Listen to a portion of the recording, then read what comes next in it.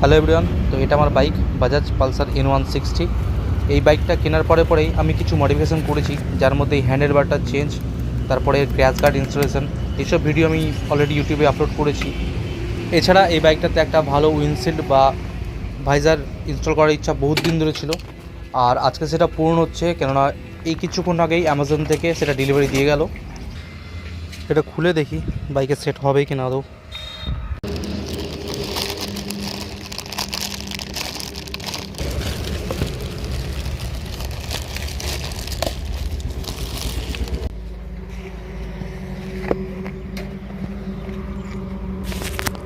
জিনিসটা এরকম দেখাবে, তো চলো গ্যারেজে নিয়ে গিয়ে দেখি এটা কীভাবে ফিট করা যায়।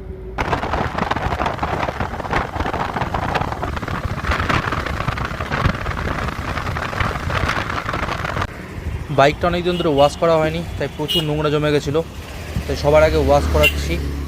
আর এটা আমার একটা বন্ধুর গ্যারাজ, নাম Barman bike service centre, mobile number দেওয়া আছে। তোমরা অনেকেই আমাকে জিজ্ঞাসা করেছো আমি আর বাইকের মডিফিকেশনগুলো কোথায় করি, তো এটাই সেই জায়গা।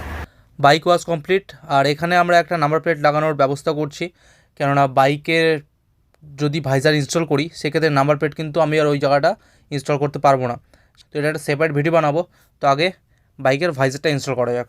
এটা খুল হিমালটা খুল আগে।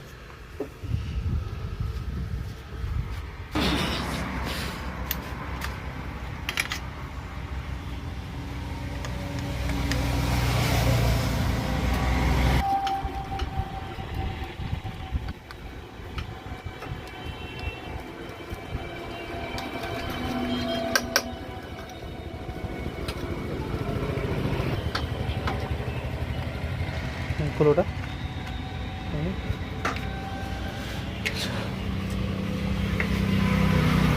এটা খুল, ঠিক আছে, এটাকে বের করতে হবে।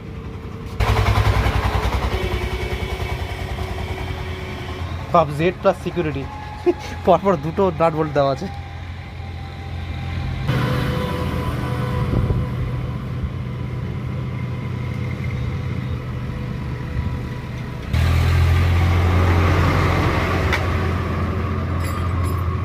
বেরাবে হ্যালো, এই যে পিসটা ওইটা বের করতে হতো না, টানে বের করতে হবে। ও আচ্ছা, ওখানে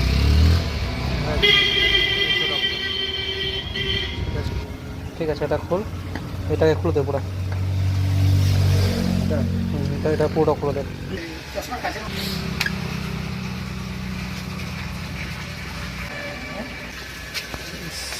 মালটা রে কেমন কেমন লাগবে এখন?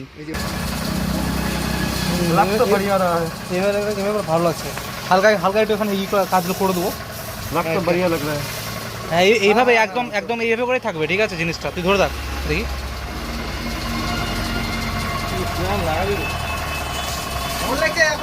ভালো লাগছে, খারাপ না। সাইড থেকে তো ভালোই লাগছে রে। হ্যাঁ তাই তো, বাইক বইটা সাইড থেকে ভালো লাগছে। সাইড থেকে দেখ, সাইড থেকে দেখ, সাইড থেকে বড় গাড়ি মনে হয়, কত বড় গাড়ি। এই তো বেশ লাগছে কিন্তু। চল ঠিক আছে, ধুইলে চল, যাবি লেদে, চল এবার গিয়ে লেদের কাজটা করাই। তো ফাইনালি আমরা আসলাম এই লেদেই আমরা বাইকের কাজটা করাবো। বাইকের কাজ বলতে ভাইজার ইনস্টল করার জন্য আমাদের এখানে কিছু ক্ল্যাম্প বানাতে হবে। N160-তে নর্মালি তুমি ভাইজার ইনস্টল করতে পারবে না। আর দেখতেই পাচ্ছ লেদের এই কাকু অলরেডি লোহার ক্ল্যাম্প বানানো শুরু করে দিয়েছে।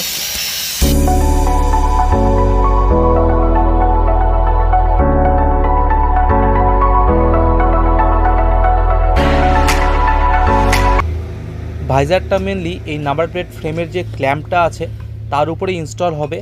এটা ছাড়া অন্য কোনো জায়গা নেই ভাইজারটাকে ইনস্টল করার জন্য।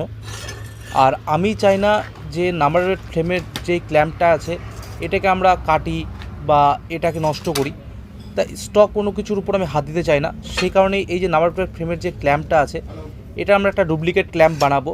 আমি অনেক ইউটিউব ভিডিওতে দেখেছি যে এই নাম্বার প্লেট ফ্রেমটাকেই কেটে এর উপর ওয়েল্ডিং করে নতুন করে ক্ল্যাম্প বানাই। কিন্তু আমি একটা জিনিস ভাবলাম, যদি কোনোদিনও আমার ভাইজারটা রাখার ইচ্ছে না করে সেক্ষেত্রে আমাকে এই ক্ল্যাম্পটাকে আবার লাগাতে হবে, কেননা আমাকে নাম্বার প্লেটটা উপরে ইনস্টল করতে হবে। তখন নাম্বার প্লেট যদি উপরে ইনস্টল না করি তখন জায়গাটা ফাঁকা ফাঁকা লাগবে। সেই কারণে এখানে এখন ডুপ্লিকেট ক্ল্যাম্পটা বানানোর প্রস্তুতি চলছে। আর একটা কারণ হচ্ছে, বাই এনি চান্স যদি নাম্বার প্লেট ফ্রেমের এই ক্ল্যাম্পটা ঠিকঠাক মতো তৈরি না হয় বা ভাইজারটা যদি ঠিকঠাক মতো না ইনস্টল হয়, তাহলে কিন্তু অরিজিনাল বা স্টক যে ক্ল্যাম্পটা আছে সেটা পুরোপুরি নষ্ট হয়ে যাবে। সেই কারণেই এই ডুপ্লিকেট ক্ল্যাম্পটা বানানো।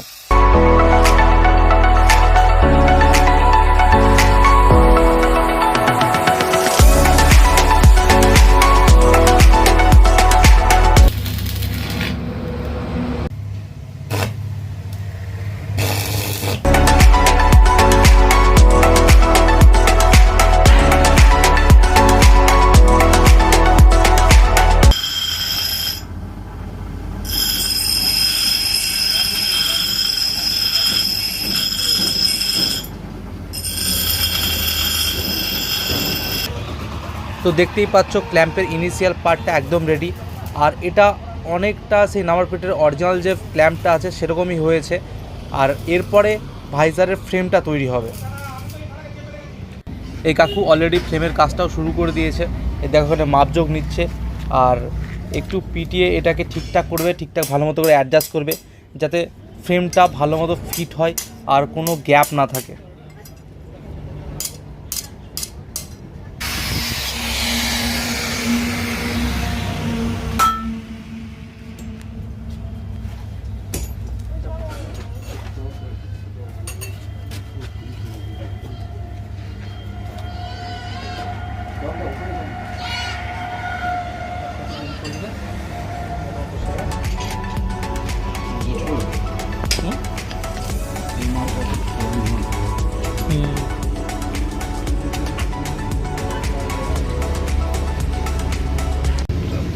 এটা হলো না ফ্রেমটা? হ্যাঁ, ফ্রেমটা তো এরকম তো নাড়াস না, এটা ঢালাই নাম বিষ নাড়াবো। ঠিক ঠিক আছে ঠিক আছে, নাড়াচ্ছি না, তুমি করো, রেডি করো। ভালো ক্ল্যাম্প বানিয়েছো, সুন্দর। বলছি যে দেখো, হ্যাঁ বলো। এইটাকে লাগিয়ে দাও আগে ওটাকে লাগাবো? হ্যাঁ, তুমি এটাকে লাগিয়ে দাও, আমি আমি লাগাচ্ছি। এটা ঢুকিয়ে দিলাম। আমি যখন ঠিক সেন্টার করে যে নাড়বো আমার কথা, তুমি এটা লাগাও। হুম, শোনো, তুমি কি লাগাবা বলো। তুমি লাগাও, তারপর কিন্তু আমি ভিড়বো না, আমি আর ভিড়বো না। ঠিক আছে তুমি বলো না। এই ধরো নাটগুলো, নাট দুটো সেটিং করবা, হুম ওই 4টা নাট সেটিং করবা, হুম, সব এগুলো এ করো, আমি পরে লাগতে পারবো। ঠিক আছে তুমি লাগাও ওটা। তো ফাইনাল ফ্রেমটা দেখতে এরকম, সত্যি বলতে খুবই সুন্দরভাবে বানিয়েছে। আর এর উপরেই ভাইজারটা ফিট হবে।